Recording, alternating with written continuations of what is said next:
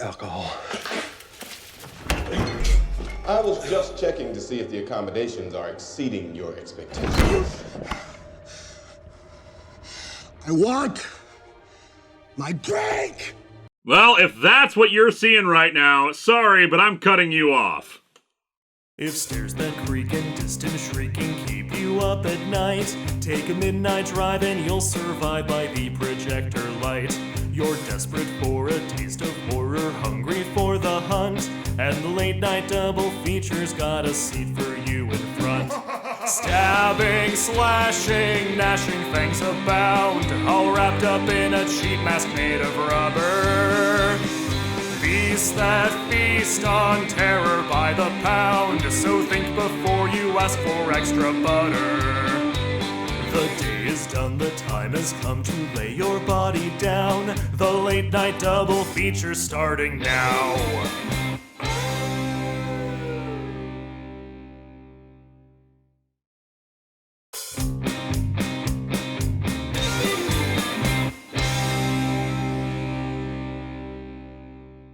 It's after midnight somewhere, so welcome to the Late Night Double Feature. I'm your host, Clive Sinclair, and it's Stephen King Haunted Hotel Night. I couldn't fit the whole thing on the lightbox. Give me money to buy a second one. But before you do, let's talk about The Shining. The Shining is a 1980 family drama about a frustrated writer trying to reconnect with his wife and son out on a long-term vacation. A disclaimer: I am not the first person in history to talk about this movie. After 40 years, every single iota of it has been poked, prodded, dissected, stitched back together again, disassembled some more, parodied, conspiracy theoried, and just in general, it's pretty well known. And this is not going to be a complete repetition of all that. I'm just here to talk about spooks and specters. The Shining is the story of Jack Torrance, his wife Wendy, and their son Danny. Jack, a recovering alcoholic and writer, has been hired to be the caretaker of the Overlook Hotel out in the Rocky Mountains during the winter season when it's closed. The nature of the haunting of the Overlook is only hinted at, in particular it being the site of a Native American burial ground. But there is a malevolence in the hotel that has taken hold of people before, including the previous caretaker, who murdered his family with an axe before killing himself. Danny possesses a psychic power referred to by the head chef as Shining, which enables him to see terrible visions of death and the dead themselves in the hotel. In particular, one scene of blood exiting out of an elevator. Well, thank goodness that the hotel now has a new dedicated caretaker to clean up all that blood. Over the next few months, the snow starts to gather and Jack's mental state deteriorates, exacerbated by the ghosts of the hotel. They feed his alcoholism and encourage him to murder his family, forcing them to flee from the murderous man. Danny ends up being chased by Jack into the hotel's hedge maze, where he eventually loses track of the boy, and, in sheer exhaustion and the freezing temperatures, Jack collapses and turns into this angry-looking popsicle. Jack Daniels flavored. The final shot, debated about its meaning to today, shows Jack now in a photo at the hotel, dated as the July 4th ball of 1921. So freezing someone actually sends them back in time instead of preserving them for the future. True facts from the movies. The movie is simultaneously psychological horror and haunted house movie. While the hotel acts as an ominous presence around the family, the actual ghosts of the hotel don't show up very often, and even then serving more to encourage Jack's growing madness, like Lloyd the bartender giving Jack booze, or the ghost of Delbert Grady encouraging Jack's disdain not only of his family, but some of his racism. The original Stephen King novel was much more explicit about the ghosts and the damage they wanted to inflict, while in the movie it could be argued that no ghosts are actually present, that it's all in Jack's mind. A theory that stops making sense when Jack is somehow able to escape a locked walk-in refrigerator, Wendy sees a ballroom of skeletons, a bloody man proclaiming what a great party it is, a random man getting a blowjob from a guy in a bear suit. Speaking of, those two look very confused about Wendy, despite them being the ones who neglected to shut the door. This is on you. And of course, Danny seeing the kinda sorta twins in the hallway, the victims of the previous caretaker Charles Grady, or the monstrous woman in room 237. It would be one thing if only Jack was seeing them, but clearly there is more at work than just Jack's madness. Then again, we already know that there is more at work than just madness, simply because Danny has psychic powers. The Shining is one of those King stories where the title actually is only a very small part of the story. The previously mentioned cook, Dick Halloran, played masterfully by Scatman Crothers, also has the power, warning Danny early on about it, that sometimes bad things that happen can leave a trace behind in places they occurred, likening it to burnt toast. Ghosts, the crumbs of the living. The hotel, having such an illustrious history, has seen a fair share of bad things in its walls. What exactly those things are, aside from the previous murders, which were likely also spurned on by the ghosts, we are not privy to. But with a place like the Overlook, it's entirely possible the blood in the elevator wasn't a metaphor. Halloran tells Danny to avoid room 237 and to just block out and ignore the ghosts. Which is easier said than done when the hotel itself wants to warp space. Said spatial warping doesn't seem to affect the characters, but it was a deliberate choice on the part of the filmmakers to design the Overlook so that its interiors don't make sense. A map of the Overlook doesn't match how people move through it, with doorways that lead to nowhere, the manager's office not capable of having a window to the outside given where it's supposed to be, yet having it. Opening the door to a freezer that's clearly on one side,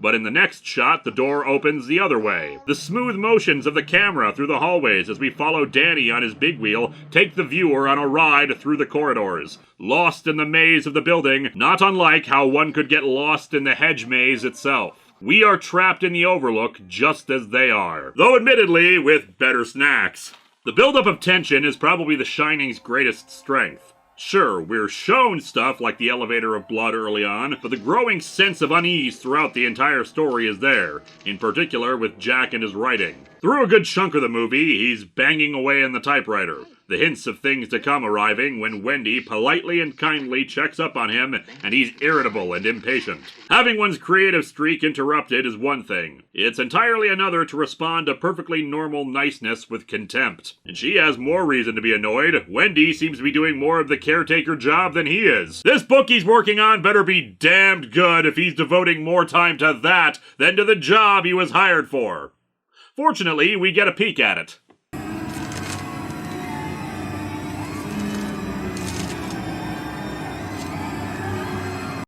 Wow. I don't know about you guys, but I think we got a bestseller on our hands here.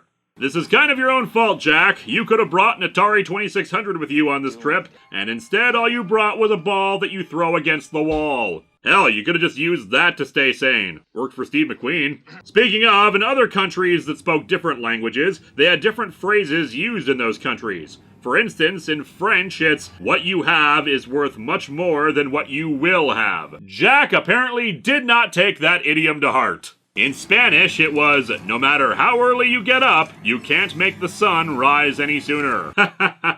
Give me 5 minutes with it and we'll see about that.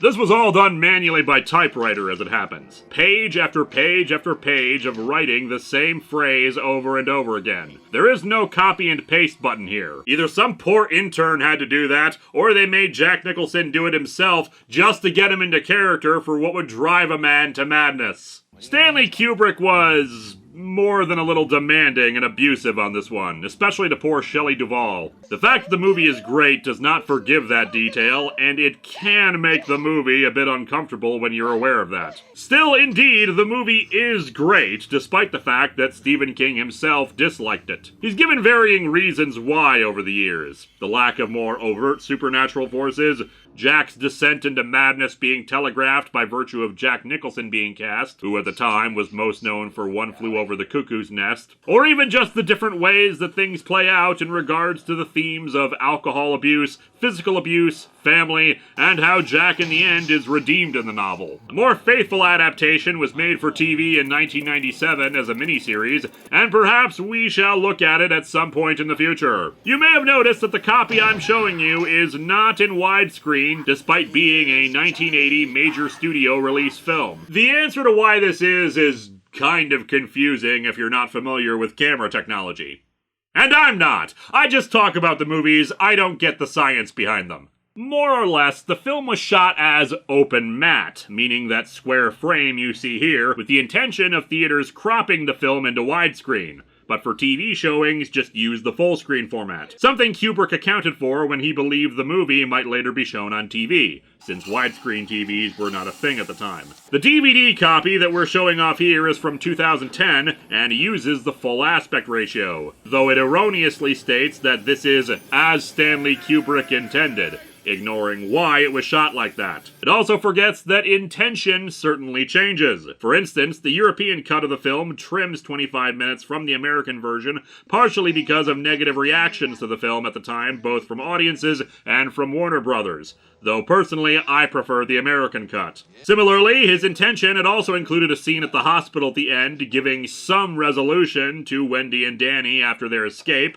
and stating that Jack's body has disappeared. That was quickly removed only a week after the film first hit theaters. Considering in the book it was hedge animals that menaced them instead of the hedge maze, maybe the plants ate him. The Shining is a classic, a slow-burn, tense film about growing madness from subtle ghosts and evil forces beyond our control in a space that should be big and open with lots of places to go or flee to, and yet trapped and confined by the elements, the large space actually being the thing that's trying to kill them. However, let's take that idea down smaller, shall we? Say, to a hotel suite in our second feature, 1408.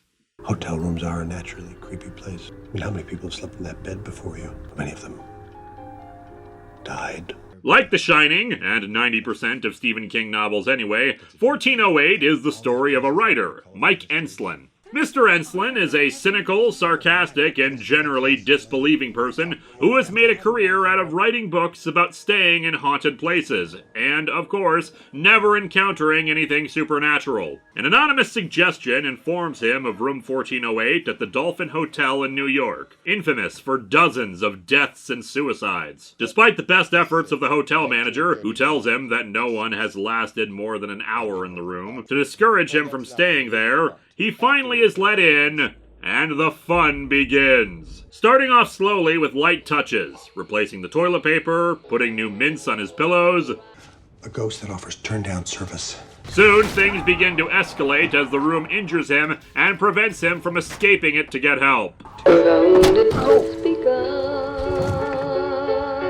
From the same radio station that brought you Open Up Your Heart and Let the Sun Shine In. The room takes its toll on Mike for the next hour, showing him visions of the past, affecting the temperature to make it a frozen wasteland, and an elaborate hallucination where he thinks he was never in the room, that the whole thing was just a nightmare, and he reconciles with his estranged wife until he's forced back into it. Worst of all, a vision of his dead daughter, whom he is able to hold, until the radio plays again and she collapses into ashes. And as he finally reaches the hour, the room resets to how it was at the start, but he's still trapped. The room informs him via the phone that he can repeat that hour forever, or kill himself just as many previous occupants had chosen.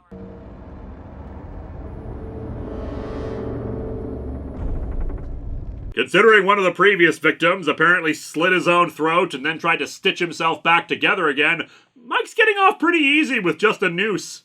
At first he rejects the offer, but upon learning that his wife is on her way up, he tries destroying the room, using a bottle of alcohol given to him by the hotel manager and a lighter to set the room ablaze. From here there are 3 different endings. The theatrical, where firemen arrive and he's rescued while the room burns. He reunites with his wife, and his tape recorder still has some of his daughter's voice on it from his experience, and proving that what happened in it was real. The director's cut, which was deemed too downer an ending, where he dies and there's a jump scare with his burnt corpse before seeing him going to the afterlife with his daughter, and finally one where his publisher receives a manuscript that he had written about the room during the vivid hallucination. I don't know about a novel, but I think it'd make a pretty damn good movie.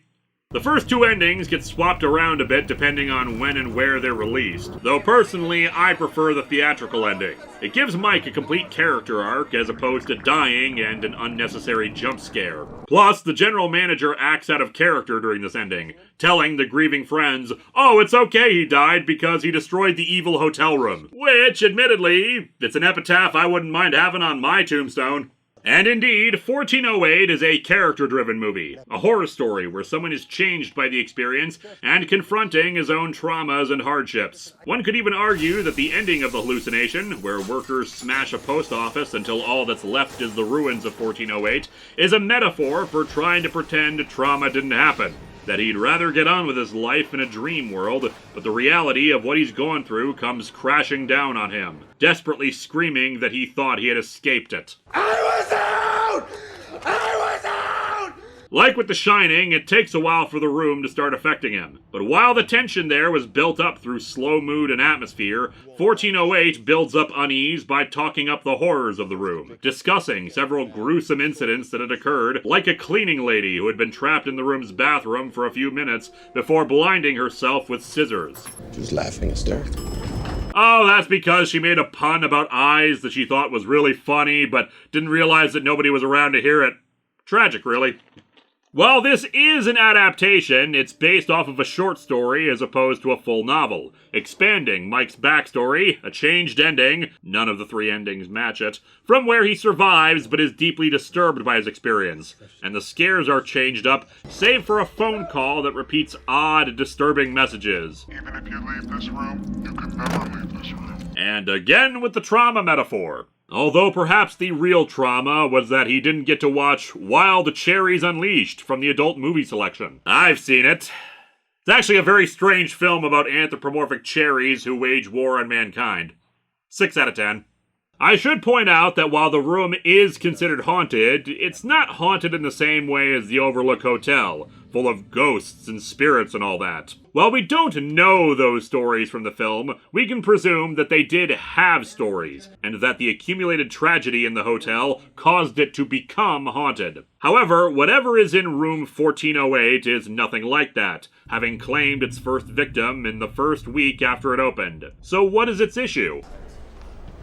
It's an evil fucking room. With evil mints and evil toilet paper. The cast shines in this one, with of course John Cusack and Samuel L. Jackson as the best in this. Cusack's subtle cynicism and sarcasm seeping in successfully. Jackson's delivery as he talks up the horrors of the room are delightfully dark and intense, able to switch on a dime from being menacing to friendly and courteous. But since this is Cusack's movie for most of it, he needs to carry most of the film on his shoulders, being both a bit of a jerk, but still being likable enough for us to want to see him get through it. It helps that he tries to do what anyone else would in such a situation as he's trapped. Try to escape out the window to the neighboring room, try to go through the ventilation shaft. Naturally, nothing works, resulting only in more injuries to him. And possibly death, depending on which ending you prefer to go with.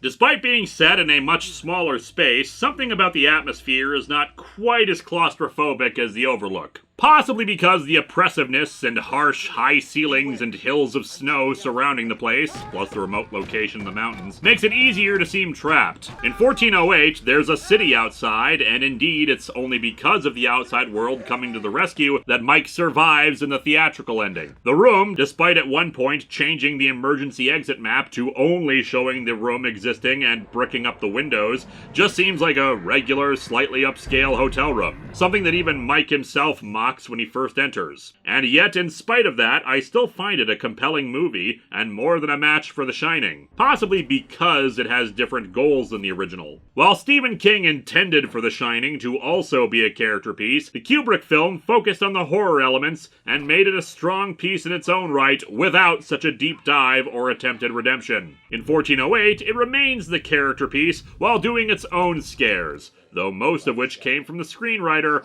and not as much from the short story. And that's it for this episode. Except for one more thing. We've got a new feature to make things more interesting. A little bit of randomness to determine the next theme night. So, let's spin the wheel and see what we've got.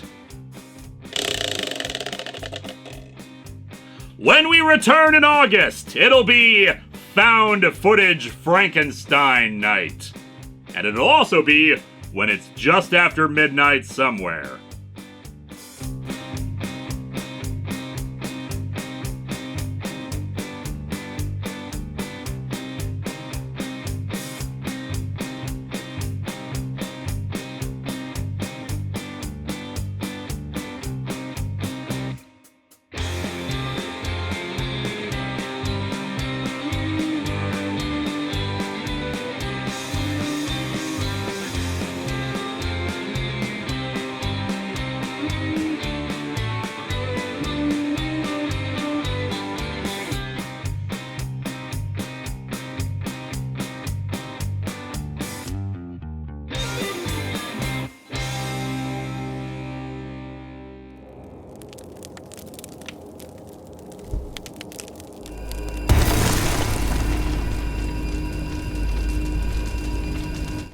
Hi, Lloyd. A little slow tonight, isn't it?